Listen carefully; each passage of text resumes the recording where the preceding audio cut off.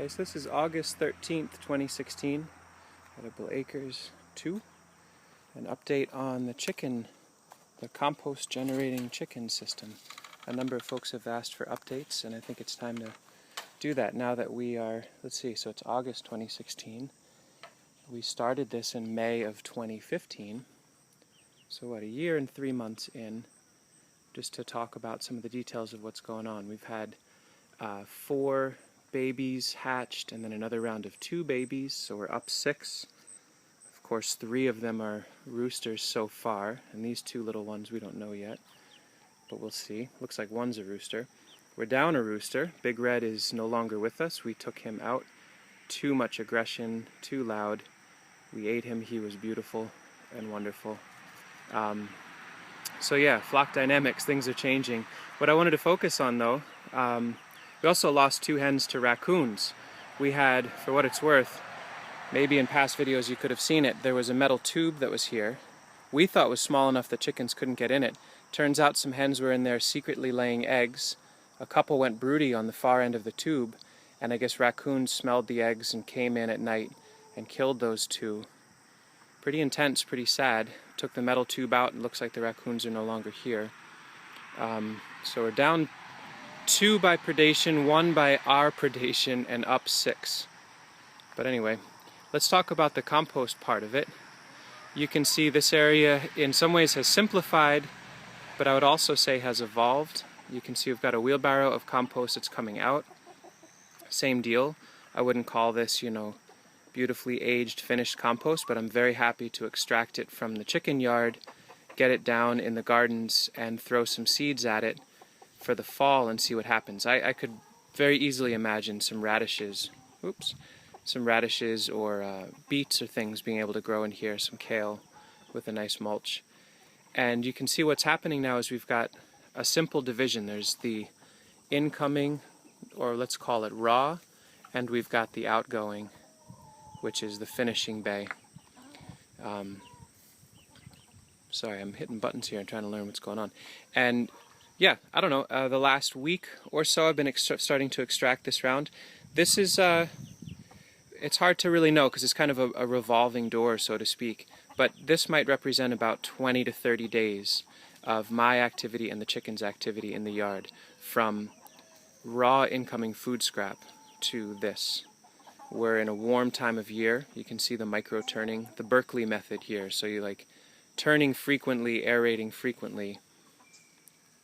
You get some amazing, finely textured compost incredibly fast. Not much smell. There's a little bit of flies here or there. Of course, I could add charcoal or wood chips.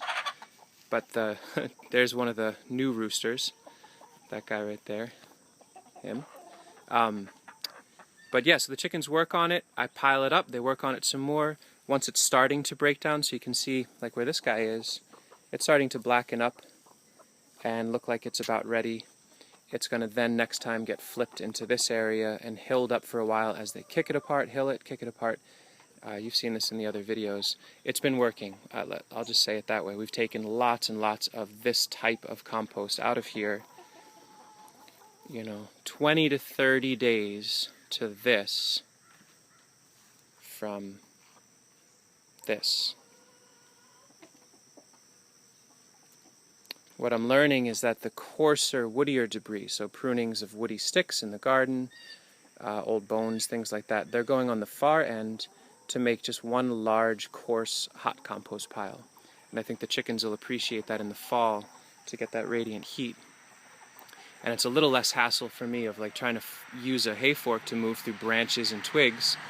Just let it cook over there. Maybe in a year I can reincorporate it and see where it is. So there's incoming raw, coarser material to cook down and finishing. Very, very simple. I thought I was going to need, cages and compost rings and all this stuff, but basically one side, another. Maybe if I wanted it more finely grained, I'd have another mini divider here where it's forked from this side into this area, kicked apart once or twice, and then finished over here. If I wanted to get slick with it, I think I should be putting boxes with chicken wire over certain areas so that earthworm, red wiggler, fly larva populations can increase and act on this material and then move it every 5 to 10 days. We'll just wait for that, the beauty of living on a busy road. So that'll allow a little bit more invertebrate life in here. The chickens are so thorough that nothing can really get traction. It's basically raw food scraps and them. And you can see with, you know, about 30 birds working, what, 14 hours a day on this. They take breaks when it's hot, but they are industrious, awesome beings. And remember, they're kicking out eggs out of this system. Here's something I'd want to put out as a question to the community. We have a couple hens that have gone broody in a really serious way. We keep bringing them out periodically. Gotta get this door rehung. But you can see, well, it actually looks like there's a few less. There's one. Maybe she's just laying. They love laying on top of these bags of sawdust, so in the future I don't have to build nesting boxes, I just need bags of sawdust. So there are hens in there. Wondering if folks have good tricks for breaking broody hens. I hate that term, but that's the common language, it seems. I don't like the idea of putting them in dog cages and, you know, that, isolating them for 4 days. It feels like that's what a lot of people say. We're trying right now to take them out and gently hold their bellies in cold water. It's supposed to cool them down and kind of change their attitude about stuff. They don't seem to mind too much. But maybe folks have neat tricks for, you know, we've got between 4 and 6 hens that seem to want to be broody for the last couple of weeks. And boy, oh boy, does it reduce our egg production. We've only been getting about 10 to 12 eggs a day, which, believe it or not, is just barely meeting our needs. So anyway, would love to hear from folks about that. Quick preview, this will be another video, I don't want to make this one too long. Rough sketch, can anyone guess? Oh yeah, I can't hear you. Jean Pain style, compost heated water system. So the idea is I'm going to be building 1 or 2 of these.